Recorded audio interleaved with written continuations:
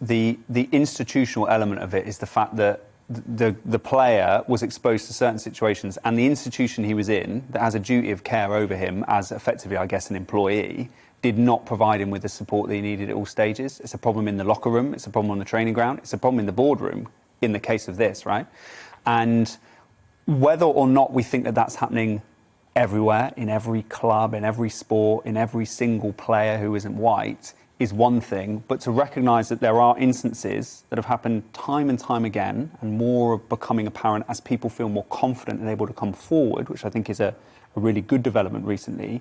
We've got to make sure we're taking it very seriously and making the changes where that stuff couldn't happen again. I mean, if anything, beyond elements of racism, you're getting in the way of the development of exceptional players that we can all enjoy in a sport that brings us together, like we saw in the case of football this summer gone. Well, what about Kerry's comment? And I think she makes a very good point, that when you start saying it's institutionally racist, then what you're actually doing is allowing a lot of people who are racist to hide under cover. I want to know who is being racist, what are their names, single them out and let them have a word with me. Why on earth are we saying, oh, it's a whole... Yes, there is a practice that seems to be happening here, which is almost a practice of people are just blind to they just close their eyes to it and actually join in with it, because actually calling it out would be worse, because they might then be victimised, so people are hiding.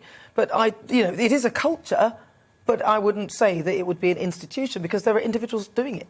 Yeah, and I mean, I agree with Kerry's point as well about there being a double standard when it comes to social class between, say, football and cricket, or even golf. So football's been under the spotlight for 30 years about racism, and in recent times it's been racism coming from fans directed at players. And the football clubs have levied, stiff penalties on people who've been found to be doing that. But this in cricket... What, the fans doing it? The fans being banned from so the fans, life bans from the clubs, for example. But this in cricket, this seems much more serious. This isn't some fans shouting it from the terraces. This is within the clubs, within the dressing rooms. This seems far worse. And it feels like we haven't paid attention to this, because there is this classist attitude that racism is something that working class people do, whereas a middle class game like cricket is not such an issue.